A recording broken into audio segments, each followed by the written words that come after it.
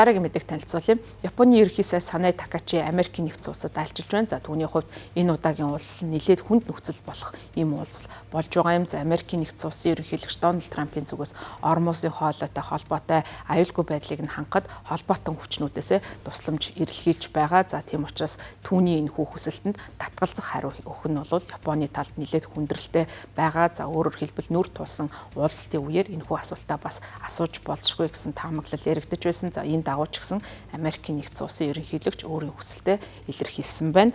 Пүрэв гарагт 100 танхимд болсон хэвлэлийн баг хурлын үеэр энэ асуултуудыг ярьсан гэдгээ Америкийн нэгдсэн улсын ерөнхийлөгч хэлсэн. За тэрээр хэлэхдээ Америк болон Израилийн удирдсан Ираны эсрэг дайнд Япон Ормосын хоолойг аюулгүй болгоход туслах алхмуудыг хийн гэж найдаж байгаа гэдгээ илэрхийлсэн байна. За пүрэв гарагт 100 танхимд болсон хэвлэлийн баг хурлын үеэр нэгэн сурвалжлагч Трампыг яагаад Япон зэрэг Америкийн чухал холбоотнуудаа энэ одоо засаг захиргааны зүгээс Иран руу давтлах төлөвлөгөөний талаар урьдчилан хэлээгүй гэсэн асуултыг асуусан. Америкийн нэгдсэн улсын ерөнхийлөгч Дональд Трамп хариултдаа дэлхийн 2 дугаар дайны үеэр Америкийн тэнгисийн цэцэргийн бааз болох Пёрл Харбор руу Японы хийсэн нууц дайралтыг хэлж тухайн асуултанд хариулсан байна. За тэрээр хэлэхдээ бид гинтийн зүйл хүссэн. Японоос өөр хинч гинтийн зүйлийн талаар илүү сайн мэдэх билээ. Тийм бидстэй.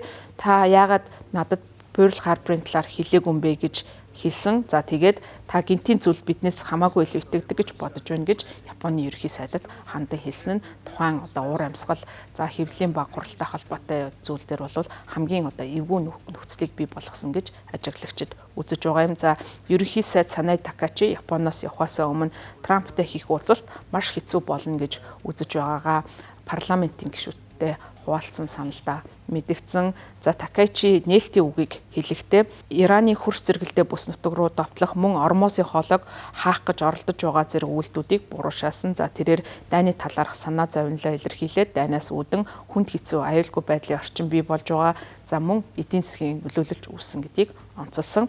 Хоёр удирдагчийн уулзалт нь Трамп Ираны ялахын даваан дээр байгаа гэдгээ мэдэгдээд Ормосын хоолойг үргэлжлүүлэн хааж Иран ойрхон дорнодын бүс нутгийн эрчим хүчний дэд бүтцэд цохилт өгч байгаа нь дэлхийн эрчим хүчний зах зээлд нөлөөлөл үзүүлж байгаа гэж хэлээд хэрвээ таныг хүсэх юм бол би 2 секундын дотор энэ дайныг дуусгаж чадна гэсэн мэдээллийг Японы ерөнхий сайдад хандан Америкийн нэгдсэн улсын ерөнхийлөгч хэлсэн байна. За гэхдээ би энэ асуудал маш бодолтой хандаж байна гэж өөрийнхөө хэлсэн үгэн дээр нэмэлт тайлбарыг хэлсэн. За пүрэв гарагийн хэвлэлийн баг хурлын үеэр Япон зэрэг бусад орнууд Америкийн нэгдсэн улсаас илүү газрын тос байгалийн хий хангамжаа энэхүү хоолоогоор дамжуулж авдгаа гэсэн ийм сануулгыг мөн сэтгүүлчдийн нүдэн дээр өгсөн. За энэ асуудалтай холбогдуулан Солонгосын шинжээчид бас өөрсдийн байр сууриа илэрхийлж байна.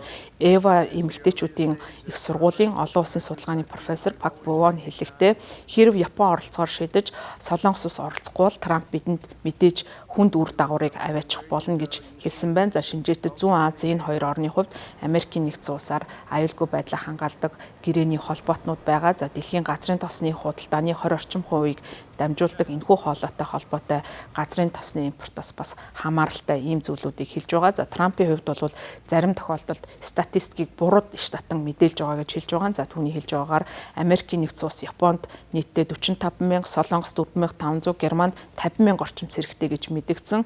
За энэ бол Америкийн нийт цэргүүдийн хамгийн өндөр байгаа 3 орн гэж хэлж байгаа юм. За бодит баримт дээрээ Японд 5,000 орчим байдгийн байна. За Солонгос 28,500, Германд 35,000 орчим Америкийн цэргийн албаа хаагч тэнд үр гүйцэтгэдэг.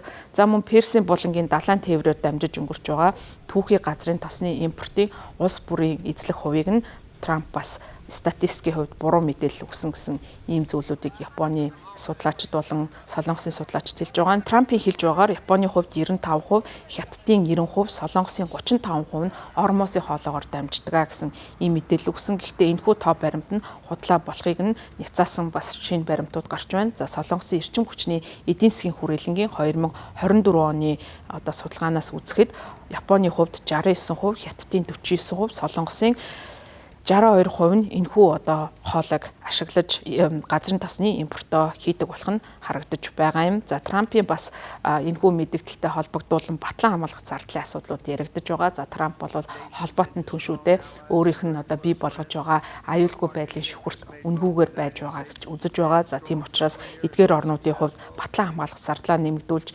зардлыг хуваалцах чиглэлд ажиллах ёстой гэж удаа дараа мэдэгдэж байгаа. За хэрвээ одоо энэ ормосын хоолойтой холбоотой аюулгүй байдлыг хангахад эдгээр улс орнуудын зүгээс тусламж нэмлэг үзүүлэхгүй тохиолдолд энэ асуудал дахин сөхөгдөж ирнэ. За тийм учраас бол энэ нь цаашдаа Зүүн Азийн аюулгүй байдлын орчин улс төрийн нөхцөл бол шууд нөлөөлөл үзүүлэх ийм үйл явдал болж байгаамаа.